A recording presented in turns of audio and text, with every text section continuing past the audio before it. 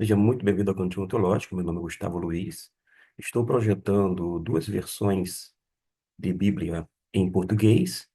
Uma, a NVI, que utiliza o princípio da tradução dinâmica, na forma dinâmica. Já a Almeida Corrigida Fiel, que é a outra versão apresentada, que está sendo projetada, ela adota um estilo mais formal, seria uma maneira literal de traduzir. Existem essas duas possibilidades. E se a gente analisar bem, elas podem se complementar. Há um complemento e, ao mesmo tempo, se completam. Agora, acontece que, às vezes, a gente tem algumas dificuldades de entender como se dá o processo de tradução. E nem sempre o processo de tradução, de maneira literal, vai passar para o leitor odierno a real significação do versículo em questão, dentro de um texto contexto, considerando não apenas a intenção autoral, mas também o auditório, a quem a pessoa está se dirigindo, de uma forma primária, aquelas pessoas de sua época. Observe que o Salmo 116, principalmente no versículo 15, ele é apresentado de uma forma um tanto contrária àquilo que o próprio salmista está narrando. Porque quando diz lá no versículo de número 15, o Senhor ver com pesar a morte dos seus fiéis, na versão NVI, entra em aparente choque, porque na versão da Almeida Corrigida Fiel e muitas outras versões, a maioria delas vai traduzir como preciosa é a vista do Senhor a morte dos seus santos. E diante de duas interpretações que parecem tanto conflitantes no tocante à tradução, a gente se pergunta, qual é que está certa? Qual é que está mais próxima da língua original, numa referência ao hebraico, ao texto massorético? A gente naturalmente precisa se reportar ao texto hebraico. Eu não farei nesse momento, mas darei algumas dicas e informações importantes. Veja que quando a Almeida, Corrigida Fiel, traduziu, ela fez de uma forma literal, porque literalmente é preciosa é a vista do Senhor a morte dos seus santos ou dos seus fiéis. Esta é a literalidade. Mas acontece que a palavra preciosa no hebraico dá a ideia de ser de algo muito caro, caríssimo, algo que a gente pode dizer custoso. Daí, quando a NVI traduz o Senhor vê com pesar, é porque custa muito ao Senhor. Desta forma, pesa no coração de Deus a morte dos seus fiéis. Para tanto, a gente precisa se reportar tanto ao contexto do Antigo Testamento, porque naquela concepção, a morte era o fim. Morreu, acabou. A pessoa, a despeito de ser fiel a Deus ou não, morria e ia para o Sheol. O Sheol aparece aqui nesta, nesta versão. Eu bati os olhos aqui, verifiquei, e aparece o termo Sheol em algum lugar que, aqui, ó, no versículo 3. A NVI, ela ao invés de traduzir Sheol, que é literalmente o mundo dos mortos, que pode ser traduzido como inferno, mas acontece que tem uma diferença em relação à concepção do Novo Testamento. Porque no Novo Testamento nós temos céu e inferno. No céu habita os justos, aqueles que foram justificados por Cristo Jesus. Já no inferno habita aquelas pessoas que foram desobedientes e que deram de ombro para Deus, ignorando essa oferta salvífica através de Cristo Jesus, negando literalmente o Filho de Deus, Jesus Cristo. Acontece que no Sheol, na concepção do Novo, do Antigo Testamento, Sheol era o mundo dos mortos. A pessoa morria, acabava tudo. Havia cessação de toda a atividade em relação humana e, por sua vez, Deus não relacionava nem com os justos, muito menos com os injustos. Mas o Sheol era o lugar tido na época como no interior da terra, a pessoa morria, ia para essa região inferior, o Sheol, que é o lugar chamado como o mundo dos mortos, e lá havia um lugar, digamos assim, reservado para os justos e outro lugar reservado para os injustos. Eles não estavam juntos e misturados, mas todos morriam, quer fiéis ou infiéis, e iam para o mundo dos mortos. Morreu, foi para o além. Esta é a concepção do Antigo Testamento. Era dessa forma que eles entendiam.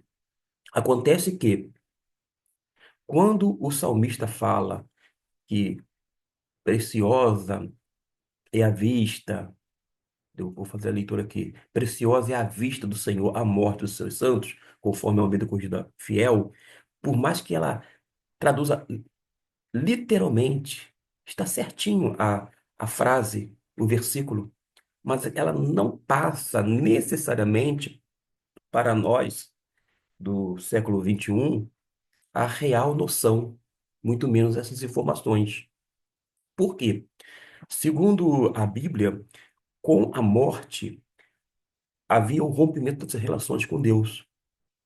Não é à toa que o salmista, no capítulo de número 6, digo, no Salmo de número 6, vai falar com Deus a respeito desse mundo dos mortos, do Sheol, porque no capítulo 6, versículo 5 diz assim: é, pois na morte não há lembrança de ti, no Sheol, quem te louvará?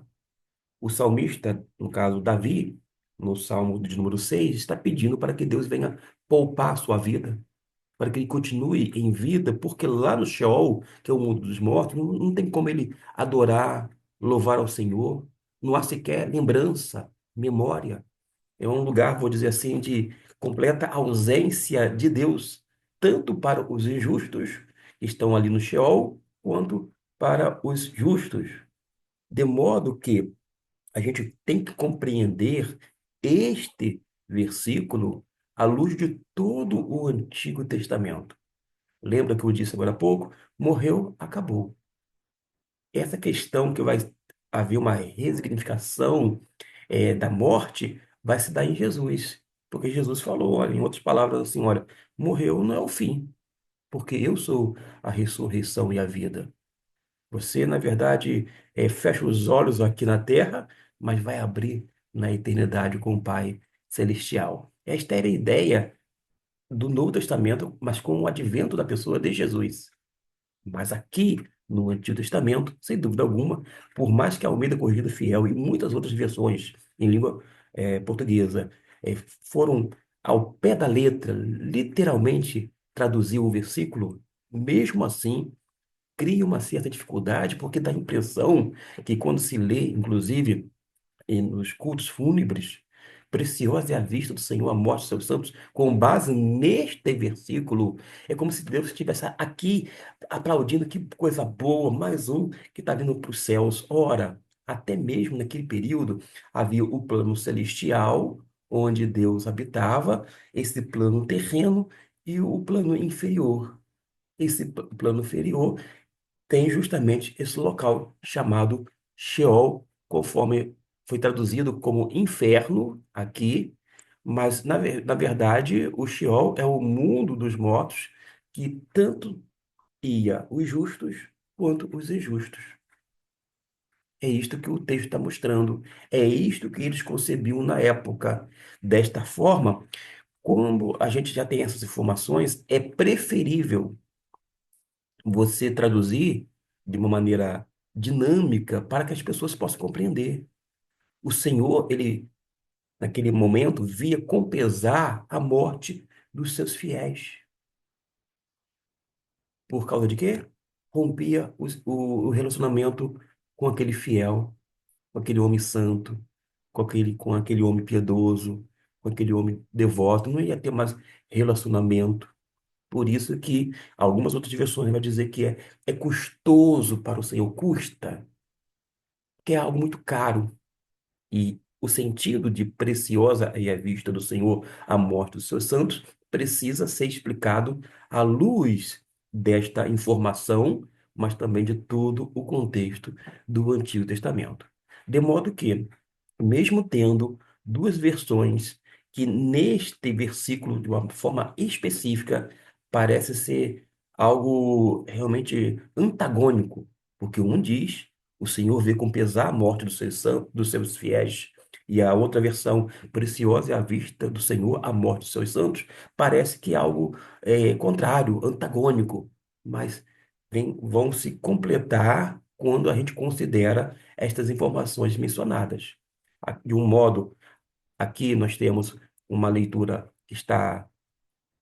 que pode ser feita de forma literal, conforme foi traduzida, todavia não mostra para nós hoje o real significado do salmista.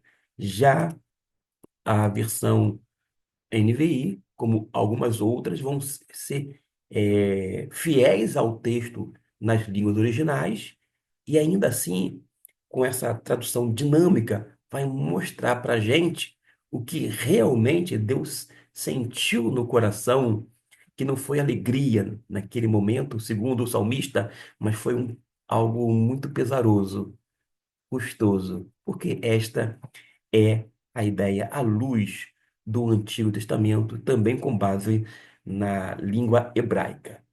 Deste modo, vai haver um complemento, elas vão se completar. Você pode, sim, adotar não apenas uma versão, mas ter pelo menos três versões. Eu sugiro uma versão evangélica, uma outra que é católica e também a ecumênica. Na ausência da ecumênica, tendo dificuldade em adquirir, etc e tal, ou até mesmo porque muitas pessoas têm uma certa desconfiança com a tradução ecumênica, eu sugiro, então, vou reformular uma outra sugestão, três versões, duas evangélicas ou protestantes, mas uma semelhante a esta, a NVI. Pode ser a versão transformadora, Almeida século XXI, entre outras tantos, que traduz de uma forma dinâmica. E uma outra, como a Almeida Corrigida Fiel, a Almeida Revista Corrigida, atualizada, etc. e tal. Se você tiver uma tradução dinâmica e outra formal, que é a literal, somada com uma católica, pode ser a versão da Ave Maria, Peregrino, Jerusalém, enfim, não importa qual seja a versão católica, mas seria bom para você começar a fazer uma comparação e extrair destas versões, quando você vai se debruçar sobre um texto bíblico, mais informações para que você possa chegar a uma conclusão bíblica e não apenas aquilo que está na sua mente, aquela ideia que você obteve no primeiro momento, ou porque você tem ouvido falar bastante a respeito, mas que você possa fazer uma leitura cuidadosa, atenciosa, entender o texto dentro da sua perspectiva ou ótica, para depois você interpretar o texto e, por sua vez, fazer uma aplicação plausível. Espero que tenha ajudado. Eu vou fazer bastante exercício daqui para frente, com várias versões de Bíblias, não para dizer qual é a melhor e qual você deva utilizar, mas para mostrar a importância de ter mais de uma Bíblia ou uma versão nos seus estudos, na sua meditação, porque certamente vai contribuir bastante para que o seu conhecimento a respeito da palavra de Deus seja aumentado. Deus o abençoe rica e abundantemente a sua vida, porque sem dúvida alguma é a minha oração, é também o desejo do meu coração.